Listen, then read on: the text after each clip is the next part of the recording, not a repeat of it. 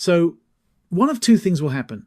Either he will be extended or he'll be traded. Wes Edens went on record and gave Giannis Antetokounmpo an ultimatum. Extend or get traded. No middle ground. But while Giannis called it a slap in the face publicly, he had already been doing something privately that completely contradicts everything he ever said about his loyalty to Milwaukee. And nobody saw it coming. The announcement on March 20th, 2026, Bucks co-owner Wes Edens sat down with ESPN's Ramona Shelburne, alongside co-owner Jimmy Haslam for a 90-minute interview. Out of that session came one statement that changed everything. Edens spoke on the record about Giannis entering the final year of his contract. Giannis is going into the last year in brackets of his contract. There were only two paths forward.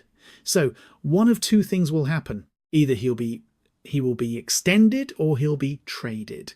And the option of simply letting him play out the year was not one of them. It's not consistent with what's good for the organization. That's not a Giannis issue. That was the statement on the record from the controlling owner of the Milwaukee Bucks. To understand what made those words land the way they did, you need to know who Wes Edens is within this ownership structure.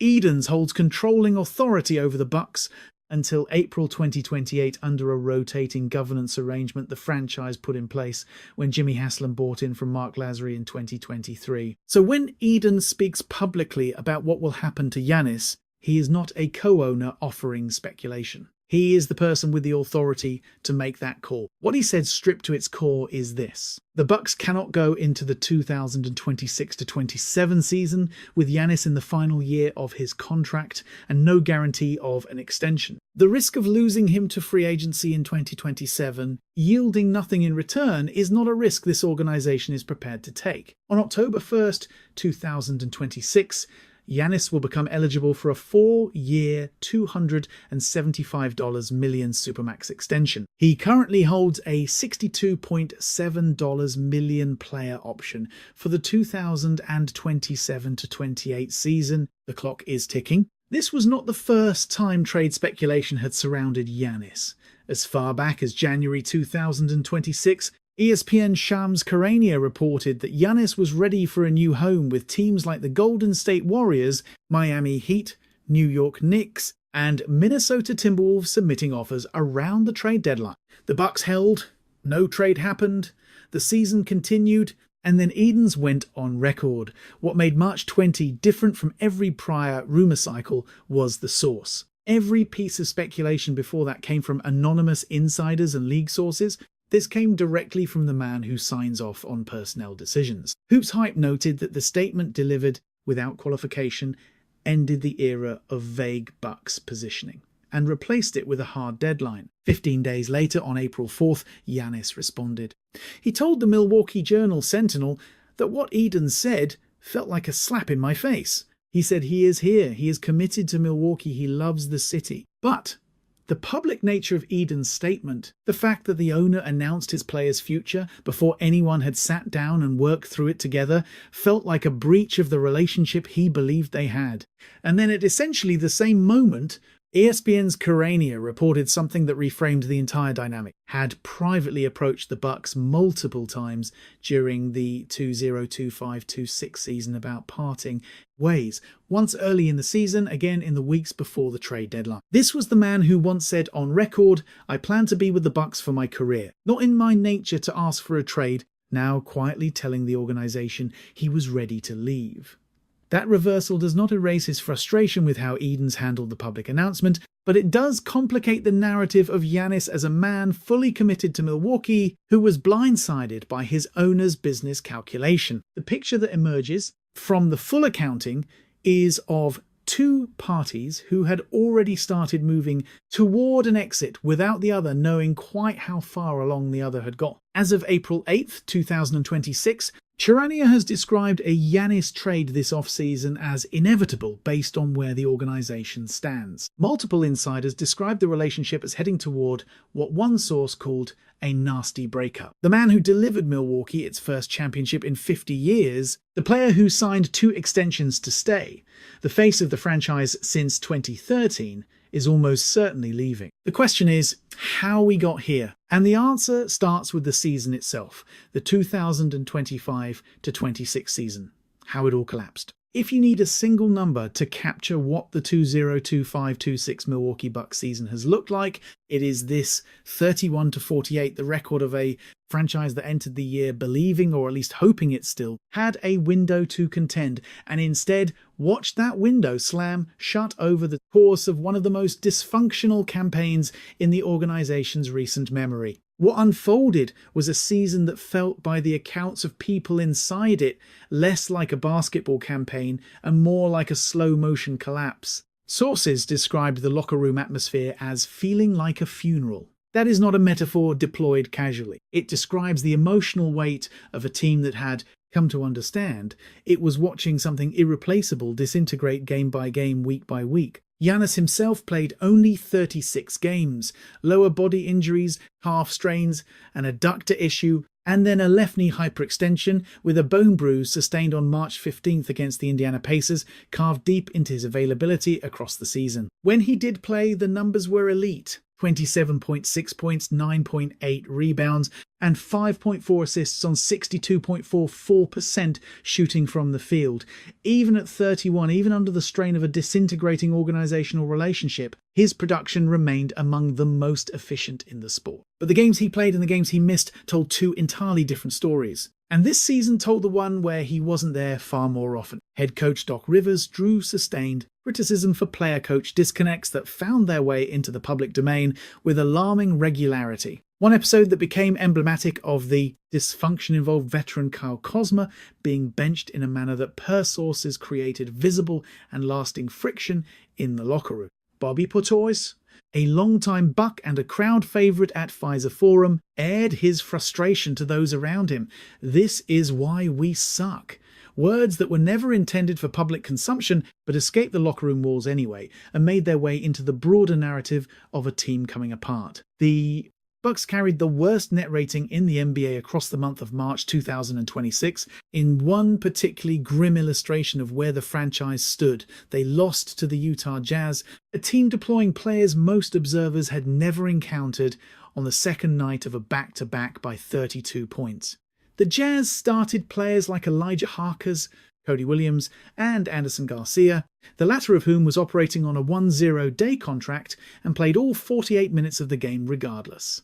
Milwaukee, with a roster that had been constructed around a two-time MVP and cost the organization dearly in terms of future assets and dead cap money, could not compete with any of it. The off-season construction that was supposed to prevent exactly this kind of collapse had gone catastrophically wrong. The Bucks waived and stretched Damian Lillard, an all-time top 75 player, absorbing approximately $22 million in dead cap money spread across the next 5 years. They handed Miles Turner a contract worth over $0 million. They traded their remaining second-round picks to absorb other contracts and facilitate roster moves, each transaction a further erosion of the franchise's capacity to rebuild if Giannis departed. Every single one of those decisions was made with the same underlying logic. Demonstrate to Giannis through action, rather than words, that the franchise was fully invested in contending alongside him. None of it worked. That observation cuts to the core of what makes this situation so damaging for Milwaukee. It is not merely that the season failed, seasons fail,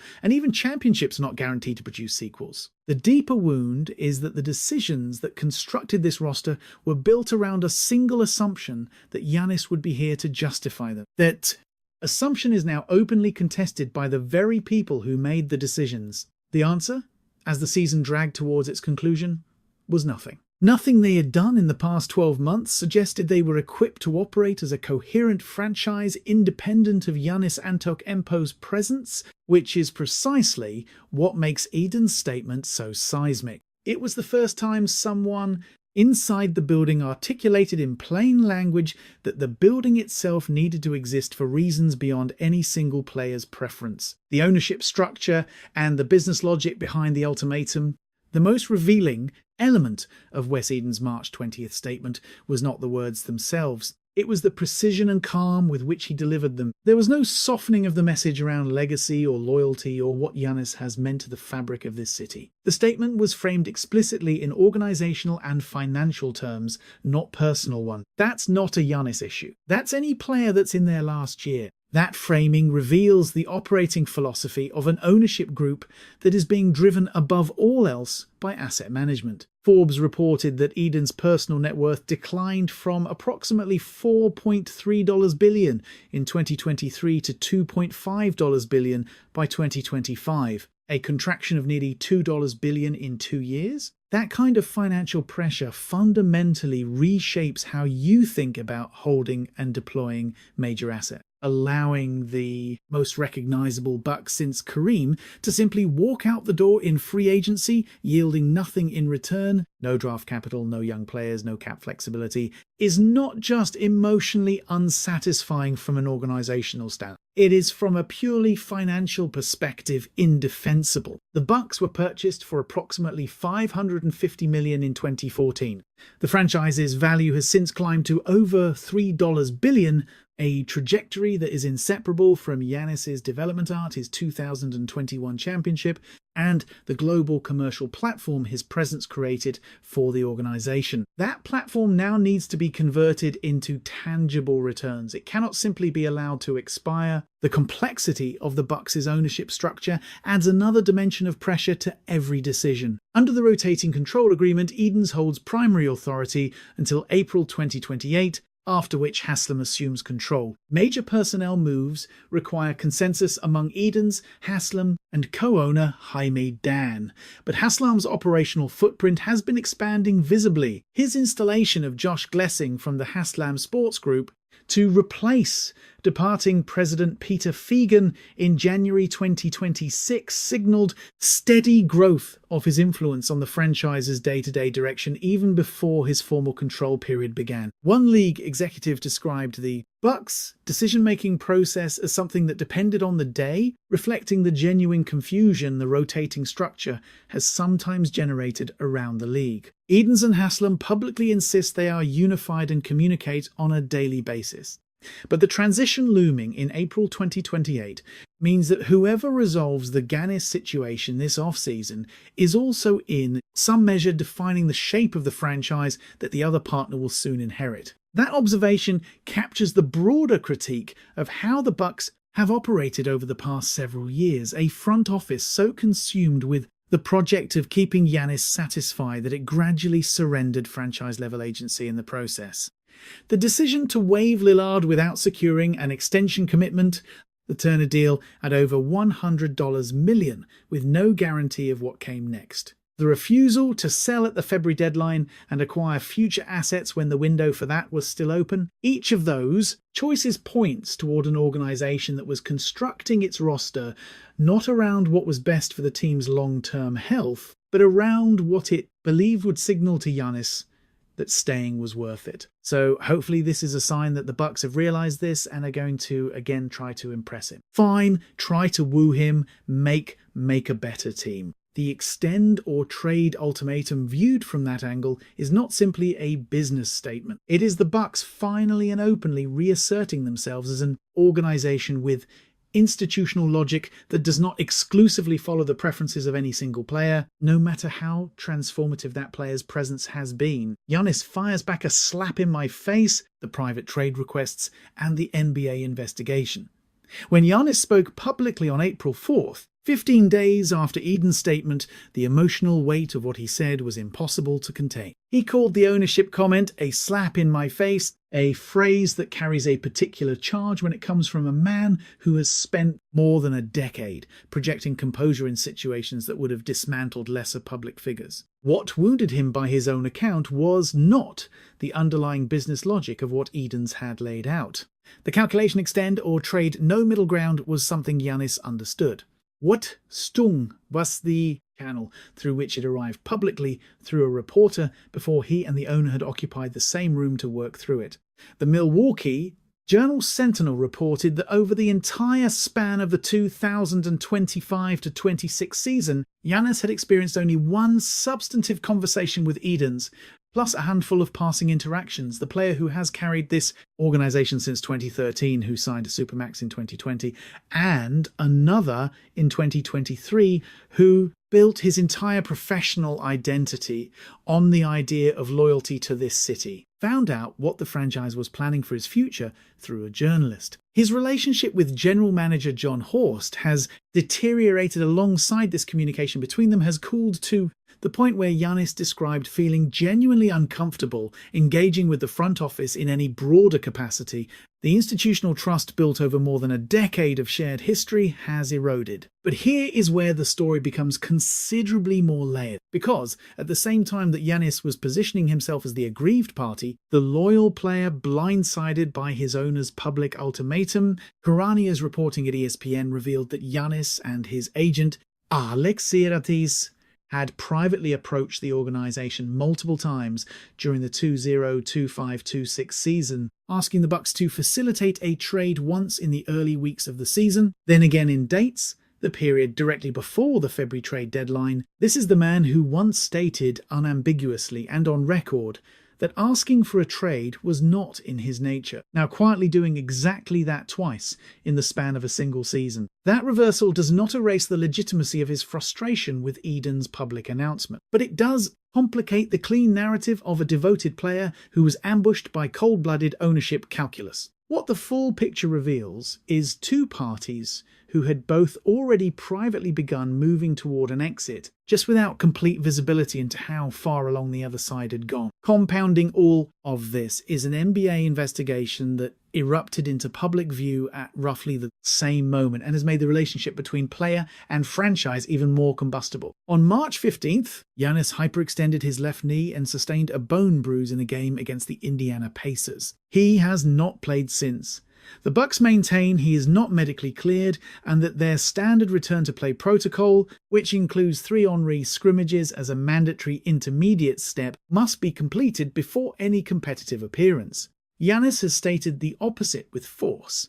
He told reporters he was participating in warm-ups without visible limitations, that he was ready to compete, that the team was the obstacle. I'm available to play today, right now. I'm available. I hate it when people force me to do things against my nature. I'm a player. I get paid to play. He said he welcomed the league's investigation. He said being held out of games in a season that had already been lost felt like one more layer on the same wound he had been absorbing all year. The NBA, which launched a formal probe under its player participation policy, issued an update confirming that Giannis had declined to participate in scheduled 3-on-3 scrimmages as part of his return-to-play process. A separate dispute centers on whether the team formally requested or offered a group workout during the week of March 30th, a fact both sides contest. As of April 8, 2026, the league has stated that certain facts remain in dispute and the investigation is ongoing. No penalties have been announced. The NBA entered the dispute on March 24th with a statement urging the league to enforce its anti-tanking policies and specifically naming Giannis as a player who, if healthy and available, should be on the court. The union's formal involvement signals that this conflict has moved far beyond a medical disagreement between a player and his team. It has become a proxy for a larger argument about organizational authority, player rights, and what it means to preserve the integrity of a season's final week. Doc Rivers, caught between the two sides, stated publicly that he wished the matter had stayed private. He described it as a grown man's game that should have been resolved inside the building. It was not. Nothing in this season has been trade destinations, franchise implications, and what comes next. If Edens' statement functions as the hard organizational deadline, it was framed to be extension signed by October 1st, 2026 or trade, then the offseason now bearing down on Milwaukee carries a weight unlike anything the franchise has faced since the decision to build around a raw 18-year-old. From Athens in 2013, insiders, including Karen, have described a Giannis trade this offseason as inevitable based on where the organization currently stands. The question at this stage is not whether a deal happens. The question is what it yields and where Giannis lands. At the February 2026 trade deadline, the Golden State Warriors had offered 4 unprotected first-round picks as the foundation of their package. The Miami Heat assembled an offer built around Tyler Harrow, Keller, and additional draft capital. The New York Knicks, carrying the league's deepest reserve of future picks, were engaged. The Los Angeles Lakers, with access to 2031 and 2032 first-round selections post-draft restriction, were circling. The Bucks held at the deadline. They believed they could extract more. They may still be right, but only if they move with clarity this summer rather than drifting back into another cycle of indecision. Milwaukee's asking price has reportedly reached the level of blue-chip young players. Demands like Evan Mobley from Cleveland or VJ Edgecombe from Philadelphia illustrate how high the Bucks have calibrated their floor. Multiple suitors at various points have privately expressed frustration with what they perceived as a lack of organizational urgency in Milwaukee. That perception may shift now that the controlling owner has publicly committed to a resolution. For Giannis Antetokounmpo, the urgency is different, but no less pressing. His per aim production remains at an All-NBA level, even through the chaos of this season. But the fact that he appeared in only 36 games will shadow every trade conversation. Acquiring franchises will evaluate his durability alongside his talent and lower body. Injury concerns that have accumulated over multiple seasons are a legitimate variable in that calculation. A destination like Golden State, built on offensive spacing and a culture of distributed responsibility, would offer a different environment than Miami, where Pat Riley's system rewards physical toughness and collective investment over individual accommodation. What the Bucks get back will define the next decade. A trade resets the franchise's asset base. First-round picks, young developing players, potential cap flexibility in a way that preserves the organization's ability to compete again in the medium term. The alternative scenario in which no deal is reached, no extension is signed, and Giannis walks out the door in 2027 as a free agent, leaves the Bucks with the Turner contract, the Lillard dead money, and essentially nothing to build from. Milwaukee has not attracted an elite free agent on its own terms at any point in recent memory. Drew Holiday was traded for, Damian Lillard was traded for, and by multiple accounts did not want to come regardless. Without Giannis, and the franchise's draw in a free agency market governed by player choice and cap parity is negligible. Without draft assets from a trade, the path back to relevance narrows to something difficult to navigate. This is the full weight of what Edens' statement carried. It was not a provocative offhand remark. It was the public articulation of a long overdue organizational reckoning, the moment where the Bucks stopped managing the Giannis situation and started defining it. And then there is the Koshi investment controversy from February 2026 inches, which Giannis took a stake in a prediction market platform that simultaneously saw tens of millions of dollars wagered on his potential trade destination, which added another turbulent thread to a story already straining under its own accumulated weight. Critics pointed to conflicts of interest and echoed concerns about NBA gambling integrity following a separate 2025 league scandal. The NBA examined it. No formal violation was announced, but the episode captured something real about where this moment sit. Every move Giannis makes now happens under a scrutiny that reflects the expectations attached to a man who, for the better part of 12 years, operated as something approaching franchise perfection. Giannis Antetokounmpo arrived in Milwaukee at 18. He stayed through years where the losses were routine and the questions about whether a player of his caliber would remain in a market like this were reasonable ones. He signed an extension in 2020 when he could have tested free agency. He signed another in 2023 when the same option was available. He delivered a championship in 2021 that this city had been waiting 50 years to celebrate. He gave Milwaukee a global identity it had never previously possessed. He became the adopted son of a franchise that, before his arrival, most casual fans outside Wisconsin would have been hard-pressed to name a player from. And now Wes Edens has said in plain and public language that the business requires a decision, extension, or trade. No third option exists. The era that began on a draft night in 2013 is ending. The only question that remains is what form that ending takes and whether when it is over, both the player and the franchise can look back and say it was handled with the dignity that 13 years of history earned. Giannis Antetokounmpo did not leave Milwaukee. Milwaukee left Giannis slowly, then all at once. That is the quiet truth underneath all of the public statements, the leaked frustrations, the NBA investigations, and the ownership ultimatums. This did not end because one side stopped caring. It ended because the gap between what each side needed became too wide to bridge with good intentions alone. Giannis needed a franchise that could still deliver championships. The franchise needed a player who could still deliver them healthy. And somewhere in the space between those two requirements, 13 years of loyalty quietly ran out of road. What makes this moment genuinely historic is not the trade that is coming. Players get traded, even great ones. What makes it historic is what Giannis represented to a city that had no reason to expect any of it. Milwaukee was not supposed to keep him. Markets like this do not hold players like this. Every rule of modern NBA gravity said he would leave the first chance he got, and he didn't. Not once, not twice, but repeatedly across extensions that cost him money he could have made elsewhere and opportunities he could have chased in bigger markets. He chose Milwaukee anyway. He chose it until he couldn't anymore. Wes Edens said, "Extend or trade.